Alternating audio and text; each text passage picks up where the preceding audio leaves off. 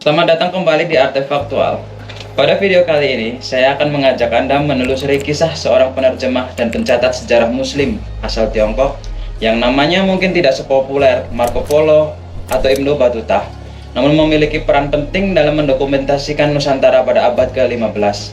Dialah Ma Huan, seorang Muslim Hui yang menjadi penerjemah resmi dalam ekspedisi Laksamana Cheng Ho.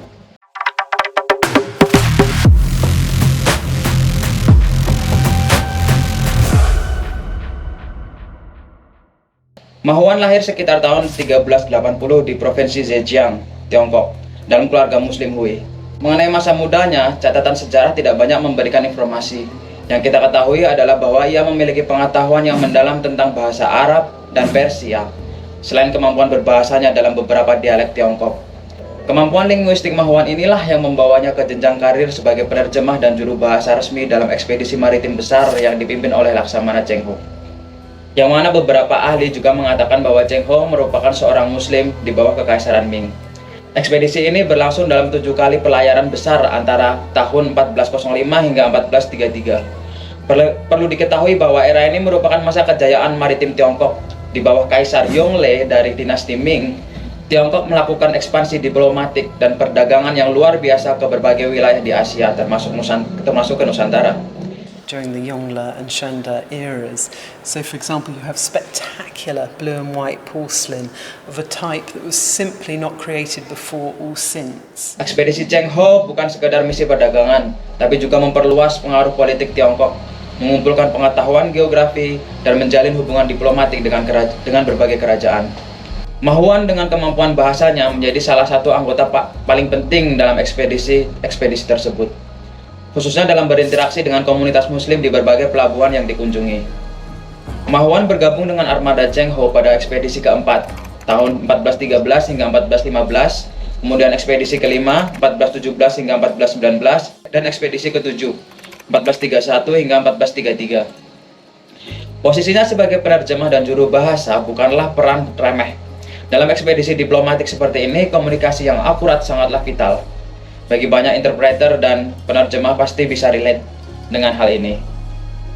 Sebagai seorang Muslim, Ma Huan memiliki kelebihan khusus dalam berinteraksi dengan komunitas Muslim di berbagai pelabuhan di Asia Tenggara dan Samudra Hindia. Islam sudah berkembang di berbagai wilayah perdagangan ini, dan Ma Huan bisa menggunakan identitas religiusnya serta kemampuan bahasa Arabnya untuk memfasilitasi komunikasi dan membangun kepercayaan. Selain menerjemahkan, Ma Huan juga berperan sebagai pencatat dan pengamat. Ia memiliki ketertarikan yang besar terhadap budaya, adat istiadat, sistem politik, ekonomi, dan keagamaan dari berbagai tempat yang dikunjungi. Dengan teliti, ia mencatat segala hal yang dilihat dan dialaminya selama perjalanan.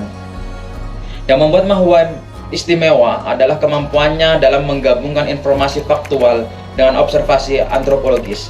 Ia tidak hanya mencatat jumlah penduduk atau komoditas perdagangan, tetapi juga memperhatikan detail-detail budaya seperti cara berpakaian, makanan, adat pernikahan, hingga praktik keagamaan masyarakat setempat.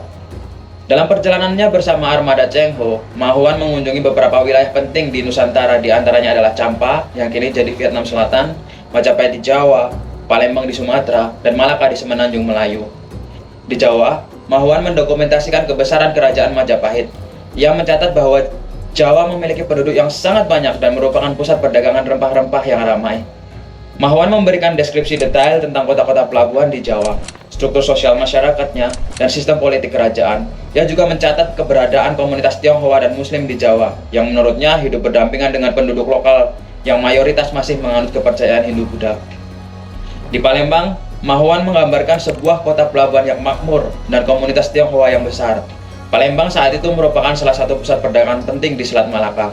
Ma Huan mencatat bahwa banyak pedagang Tionghoa yang telah menetap di sana hingga beberapa generasi dan telah berasimilasi dengan penduduk lokal. Ma Huan juga memberikan deskripsi mendetail tentang Malaka yang saat itu sedang berkembang menjadi kerajaan maritim yang kuat.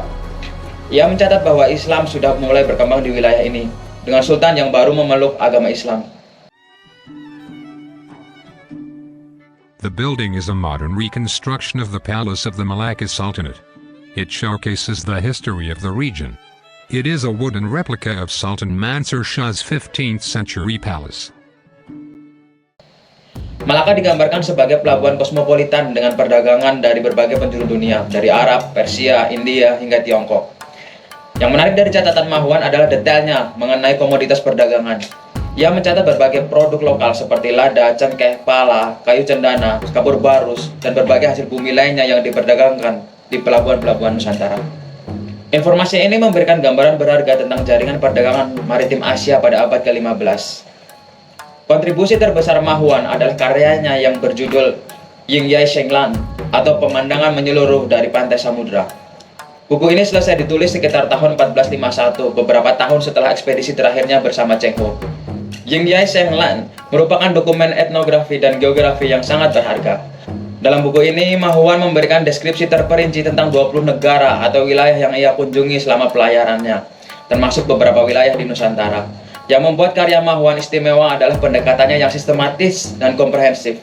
Untuk setiap wilayah yang ia kunjungi, Mahuan memberikan informasi tentang lokasi geografis, jarak dari Tiongkok, kondisi iklim dan lingkungan alam, kebiasaan dan adat penduduk setempat, kemudian sistem politik dan pemerintahan, produk lokal dan komoditas perdagangan, lalu mata uang dan sistem ekonomi, dan juga praktik keagamaan di sana.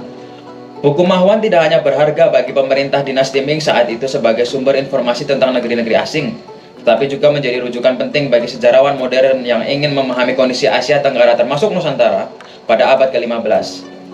Catatan Mahuan tentang Nusantara mengandung berbagai detail unik yang memberi kita gambaran hidup tentang masa itu. Beberapa pengamatan menariknya antara lain, di Jawa, Mahuan mencatat kebiasaan makan penduduk yang menggunakan tangan kanan dan duduk di lantai.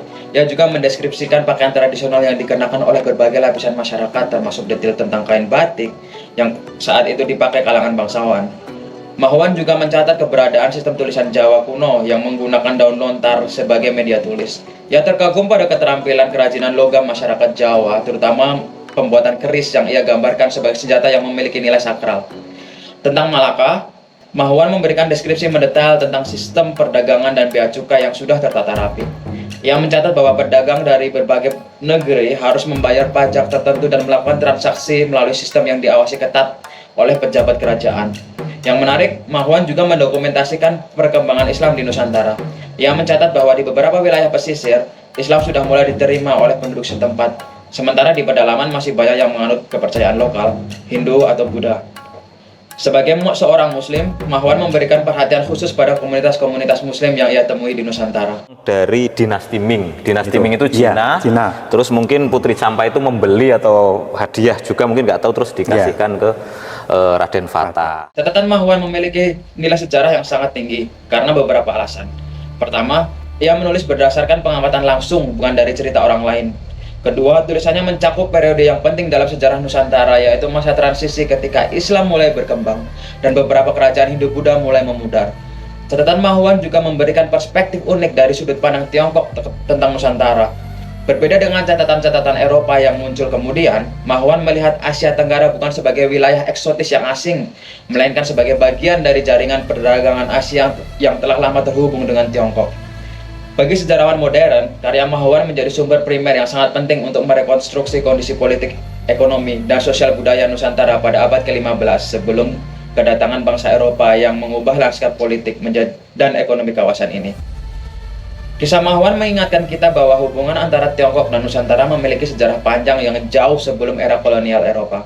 Sebagai penerjemah dan pencatat sejarah, Mahuan telah memberikan sumbangsih besar bagi pemahaman kita tentang Indonesia kuno. Melalui karyanya Yingyai Shenglan, Mahuan meninggalkan jendela berharga untuk melihat kehidupan nenek moyang kita 6 abad yang lalu. Catatan detailnya tentang budaya, perdagangan, dan masyarakat Nusantara membantu kita memahami betapa dinamis dan kosmopolitan wilayah ini, bahkan sebelum kedatangan bangsa Eropa. Dalam era globalisasi saat ini, kisah Mahuan juga mengingatkan kita bahwa Indonesia telah menjadi bagian dari jaringan global sejak berabad-abad lalu. Dan bahwa pertukaran budaya, ekonomi, dan pengetahuan antara berbagai peradaban telah menjadi bagian tak terpisahkan dari identitas kepulauan kita. Terima kasih telah menyaksikan video ini. Sampai jumpa di video artefaktual lainnya.